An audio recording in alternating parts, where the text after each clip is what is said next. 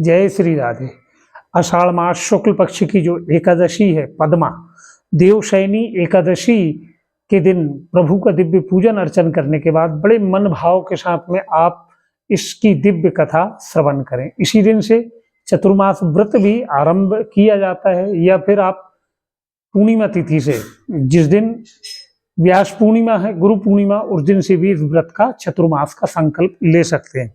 दिव्य देवशयनी एकादशी की क्या दिव्य कथा है, आज आप श्रवण करें। धर्मराज युधिष्ठिर कहने लगे, हे भगवान, हे नारायण, आषाढ़ मास के शुक्ल पक्ष की एकादशी का क्या नाम है? इस दिन कौन से देवता का पूजन होता है तथा इसकी क्या विधि है? आप संपूर्ण बातें विस्तार पूर्वक कहें। तब श्री कृष्ण जी कहने लगे, हे राजन, एक समय नारद जी ने ब्रह्मा जी से यही प्रश्न पूछा था। तब ब्रह्मा जी बोले कि हे नारद, तुमने कलयुग के जीवों के उद्धार के लिए सबसे उत्तम प्रश्न किया, क्योंकि एकादशी का व्रत सब व्रतों में श्रेष्ठ है। इसके व्रत से समस्त पाप भस्मीभूत हो जाते हैं। और आषाढ़ मास की जो एकादशी है शुक्ल पक्ष की, इसका नाम पद्मा या देवशयनी एकादशी है। इसके व्रत करने से श्री हरि भगवान विष्णु बड़े प्रसन्न होते हैं। मैं तुम्हें एक बड़ी पौराणिक कथा कहता हूं, इसे तुम ध्यान पूर्वक श्रवण करो। सूर्यवंशी मानधाता नामक एक राजा थे। वह सत्यवादी, महान प्रतापी और चक्रवर्ती थे। वह अपनी प्रजा का अपनी संतान की तरह, पुत्र की तरह पालन किया करते थे, और इससे उनकी जो प्रजा जो थी बड़ी धन्य धान से परिपूर्ण थी, सदैव सुख पूर्वक वो रहती थी। उनके राज्य में कभी भी अकाल नहीं पड़ा। एक समय राजा के राज्य में अकाल पड़ गया और प्रजा अन्न की कमी के कारण बड़ी अत्यंत दुखी रहने लगी। राज्य में यज्ञ होने बंद हो गए। एक दिन प्रजा राजा के पास जाकर सब प्रजागण प्रार्थना करने लगे कि हे राजन, समस्त विश्व की सृष्टि का मुख्य कारण वर्षा है। इसी वर्षा के अभाव में राज्य में अकाल पड़ गया है और अकाल से प्रजा मर रही है, अन्न नहीं है। हे राजन, आप ऐसा कोई उपाय बतलाएं जिससे हम लोगों का दुख दूर हो। इस पर राजा मानधाता बोले कि आप लोग ठीक कह रहे हैं, वर्षा के ना होने से आप लोग बहुत दुखी हैं। राजा के पापों के कारण ही प्रजा को दुख भोगना पड़ता है। मैं बहुत सोच विचार कर रहा हूं, फिर भी मुझे दोष दिखलाई नहीं देते, जिसके कारण आप सभी को यह दंड भोगने में आ रहा है। आप लोगों के दुखों को दूर करने के लिए मैं बहुत यत्न कर रहा हूं। ऐसा कहकर राजा मानधाता भगवान की पूजन कर कुछ अपने मंत्रियों सहित वन को चले गए। वहां उन्होंने ऋषियों के आश्रमों में घूमते घूमते अंत में ब्रह्मा के पुत्र अंगिरा ऋषि के आश्रम पर जा पहुंचे।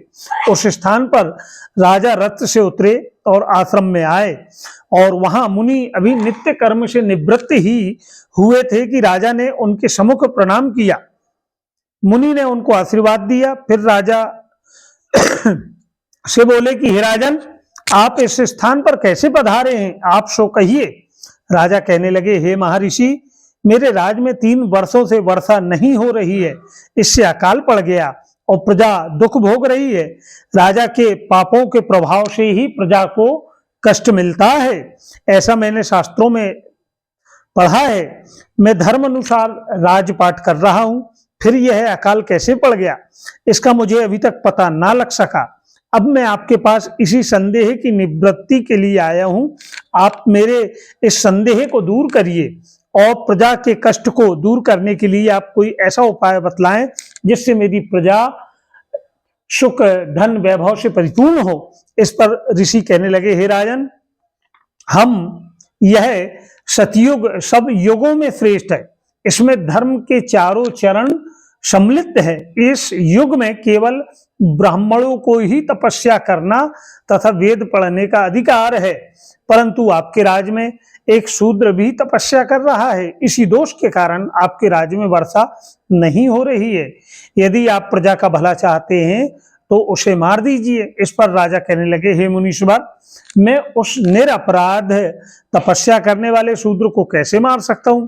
आप इस दोष से छूटने का कोई अन्य उपाय बताएं। तब ऋषि कहने लगे, हे राजन, यदि तुम ऐसा ही चाहते हो तो तुम्हें आषाढ़ मास के शुक्ल पक्ष की जो पद्मा एकादशी है, देवशयनी एकादशी, इसका व्रत बड़े विधि पूर्वक व्रत करो। इस व्रत के प्रभाव से तुम्हारे राज्य में वर्षा होगी, प्रजा में सुख भोगेगी, क्योंकि इस एकादशी का व्रत सिद्धियों को देने वाला है, धन धान को बढ़ाने वाला है और उपद्रवों को शांत करने वाला है। मुनि के इन वचनों को सुनकर राजा अपने नगर को वापस आए और विधि पूर्वक पद्मा एकादशी का उन्होंने व्रत किया। इस व्रत के प्रभाव से राज्य में वर्षा और मनुष्यों को सुख पहुंचा। इस एकादशी को देवशयनी एकादशी भी कहते हैं। इसके व्रत करने से भगवान श्री हरि नारायण बड़े प्रसन्न हो जाते हैं। अतः मोक्ष की इच्छा करने वाले, सुख शांति वैभव चाहने वाले इस एकादशी का व्रत अवश्य करना चाहिए। और चतुर्मास व्रत भी इसी एकादशी के व्रत से आरंभ हो जाता है। यह दिव्य, बोलिए वृंदावन बिहारी लाल की जय। यह बड़ी सुंदरतम दिव्य कथा आपने एकादशी की श्रवण करी और इसे और लोगों तक भी आप भेजें, जिससे वह इस एकादशी व्रत की कथा श्रवण कर पाए। रात्रि में भगवान के नाम का कीर्तन आदि का जागरण करें। और आपने हमारे चैनल को सब्सक्राइब नहीं किया है तो हमारा आपसे आग्रह है कि इसे आप सब्सक्राइब भी करें। जय श्री राधे।